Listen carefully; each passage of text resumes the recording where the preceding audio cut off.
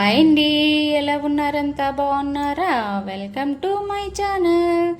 మీకు టిఫిన్లోకి చట్నీల్లోకి ఏ చట్నీ అంటే ఇష్టం? నాకైతే పల్లీ చట్నీ, తర్వాత దానికంట బాగా ఇష్టమైన చట్నీ అంటే ఉల్లిపాయ టమాటా చట్నీ అండి. ఎంత ఇష్టం అంటే నేను మరి చెప్పలేను.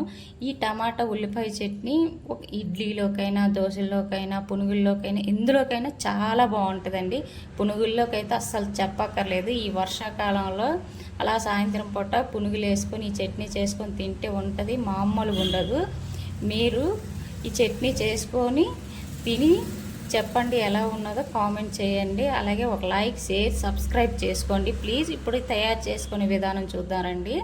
ఒక కళాయిని పెట్టుకొని ఆ కళాయిలో మనకి కావలసినంత నూనె పోసుకుందాం. కావాల్సినంత నూనె పోసుకొని మనం ఎన్ని టమాటాలు తీసుకుంటున్నాం, ఎన్ని ఉల్లిపాయలు తీసుకుంటున్నాం చూసుకొని దానికి తగ్గట్టుగా ఎండుమిరపకాయలు తీసుకోవాలండి. నేను ఒక 6 టమాటాలు, ఒక 3 ఉల్లిపాయలు తీసుకుంటాను. దానికోసమని ఒక 15 వరకు ఎండుమిర్చి తీసుకున్నానండి. ఎందుకంటే ఘాటు ఉండాలి. ఉల్లిపాయలు టమాటాలు కొంచెం తియ్యగా అయిందనుకోండి చట్నీ ఇంకా తినబుద్ది కాదు కదా. అందులో కూడా కొంచెం చింతపండు వేస్తాం కాబట్టి కొంచెం ఘాటుగా ఉండాలండి. ఇవ్వండి, మనం ఇందులోనూ నూనె మరిగింది కదా, అందులోనే మనం ధనియాలు, కొంచెం జీలకర్ర కూడా వేసుకుందాం. ఇవి బాగా వేగినాక ఇందాకల్లా నేను ఉల్లిపాయలు సన్నగా తిన్నగా కట్ చేసుకున్నానండి, చీలికల్లాగా. ఇలా కట్ చేసుకుంటే తొందరగా వేగుతాయి, బాగుంటుంది. మనం ఇది గోల్డెన్ కలర్ వచ్చినంత వరకు వేపుకుందామండి. నేనైతే సిమ్లో పెట్టుకొని చేసుకుంటాను, అప్పుడే టేస్ట్ బాగుంటుంది. ఇగోండి టమాటాలు కూడా నా దగ్గర చిన్న చిన్న టమాటాలు ఉన్నాయి, అందుకే నేను 6 టమాటాలు తీసుకున్నాను. మీ దగ్గర ఇందు మీద కొంచెం పెద్దగా ఉంటే 3-4 సరిపోతాయిలేండి. అంటే సరిపోతాయి అంటే మీకు ఎంతమంది ఉన్నారు ఇంట్లో అని చూసుకొని చేసుకుంటే బాగుంటుంది. ఇగోండి టమాటాలు కోసి పక్కన పెట్టుకున్నాం కదా. ఇప్పుడు ఉల్లిపాయలు వేగాయేమో చూద్దారండి. ఇగోండి వేగాయి కదా, కలర్ మారాయి. ఇప్పుడు టమాటా ముక్కలు కూడా ఇందులో వేసేసుకుందాం. ఇలా కాసేపు ఇలాగా కలుపుకొని ఇప్పుడు టమాటా ముక్కలు కూడా వేసేసుకొని వాటిని బాగా కలుపుకుందాం. ఇందులోనే ఇప్పుడు టమాటా ముక్కలు వేసుకున్నాం కదా, ఇందులోనే మనం ఉప్పు, కొంచెం పసుపు కూడా వేసుకొని 3 కలుపుకొని ఒక 2-3 నిమిషాలు మూత పెట్టుకుందాం. ఇవ్వండి ఉప్పు నేను చట్నీలోకి ఇప్పుడే వేసేస్తున్నానండి, మళ్ళీ దానికన్నా ఇప్పుడే వేసేస్తే బాగుంటుంది టేస్ట్. ఇప్పుడు కొంచెం పసుపు కూడా వేసుకుందాం, కలర్ బాగుంటుందండి పసుపు వేసుకుంటే. మీ ఇష్టం ఉంటే వేసుకోండి, లేకపోతే లేదు. ఇప్పుడు కలుపుకొని ఒక 2-3 నిమిషాల వరకు మూత పెట్టుకుందాం, మగ్గిపోతాయి. అప్పుడు ఉప్పు వేసుకున్నాం కదా, తొందరగా మగ్గిపోతాయి. ఇప్పుడు మూత తీసి చూద్దాం. చూడండి ఎలా మగ్గిపోయినాయో టమాటా ముక్కలు, ఉల్లిపాయ ముక్కలు. వీటిని బాగా కలుపుకొని ఇందాకలా మనం ఒక 4 వెల్లుల్లి రెబ్బలు, ఒక చిన్న అల్లం కొమ్ము కూడా వేసుకుందాం. అలాగే ఒక నిమ్మకాయ సైజ్ అంతా చింతపండు కూడా వేసుకుందాం. పులుపు కొంచెం ఉంటే బాగుంటుంది. కలుపుకొని ఇప్పుడు అల్లం, ఎల్లిపాయలు కూడా వేసుకుందాం అండి, చాలా బాగుంటుంది టేస్ట్ అల్లం ఎల్లిపాయలు వేసుకుంటే.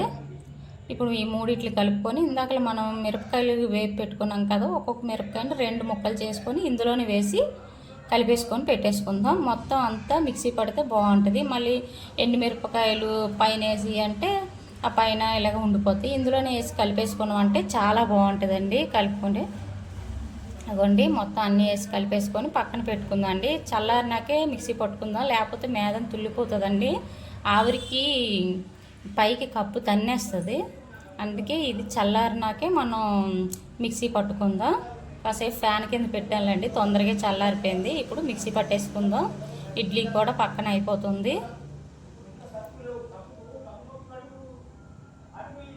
ఇప్పుడు మిక్సీ పట్టేసుకుందాం. కొంచెం పచ్చడిలాగా చేసుకున్నాం కదా. ఇప్పుడు గిన్నె పెట్టుకొని అందులోనూ ఒక 2 స్పూన్ల ఆయిల్ పోసుకుందాం అండి.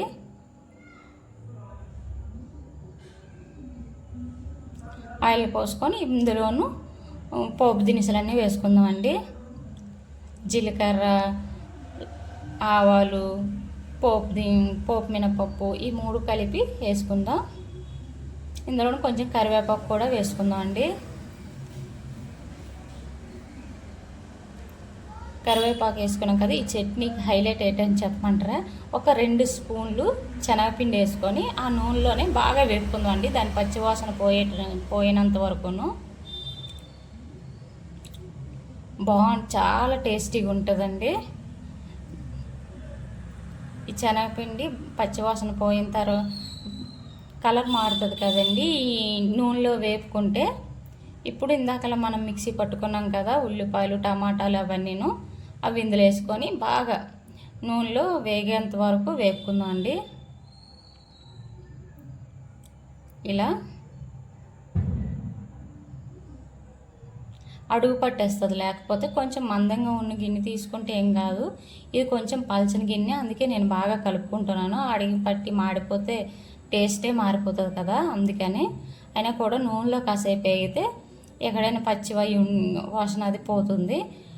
అది వేసుకున్నాం కదా మిక్సీ గిన్నె కడిగి ఆ నీళ్ళు పోసేసుకుందాం. మొత్తం కలుపుకోవాలి. నేను మరీ చిక్కగా కాదు, అలాగని మరీ పల్చగా కాకుండా మధ్యలో చేసుకున్నానండి ఈ చట్నీని. అలా అయితేనే బాగుంటుంది. కొంచెం పల్చగా చేసుకుంటే సాంబార్లా బాగుంటుందిలేండి. ఇలా కూడా బాగుంటుంది. ఇలాగ ఇష్టం లేదు మాకు గట్టిగా అవసరం లేదు అనుకుంటే ఇంకొంచెం నీళ్ళు పోసుకుంటే పల్చగా అవుతుంది. నేను మరీ గట్టిగా అయిపోయిందని కొంచెం నీళ్ళు పోసుకున్నానులేండి. ఇప్పుడు లాస్ట్ కొత్తిమీర వేసుకొని, నా దగ్గర కొంచెం కొత్తిమీర ఉన్నది అనుకోండి, మళ్ళీ ఫ్రిడ్జ్ తీసి వస్తే మరి కొంచెం నింది, మరి కొంచెం వేసిన కొత్తిమీర లాస్ట్లో కొత్తిమీర వేసుకొని కలుపుకొని దించుకొని, మీరేం టిఫిన్ చేసుకుంటుండ్రో అందులోకి ఈ ఉల్లిపాయ టమాటా చట్నీ వేసుకొని తిని చూసి చెప్పండి ఎలా ఉన్నిందో టేస్ట్. కామెంట్ చేయండి, లైక్ చేయండి, షేర్ చేయండి, సబ్స్క్రైబ్ చేసుకోండి ప్లీజ్. మన వీడియోలు ఎక్కువ సబ్స్క్రైబ్ చేసుకోకుంటేనే చూసేస్తున్నారండి, కొంచెం సబ్స్క్రైబ్ చేసుకోండి. మీరు కూడా ఈ చట్నీ చేసుకొని తింటారని నేను ఆశిస్తున్నాను. ఈ వీడియో లాస్ట్ వరకు చూసి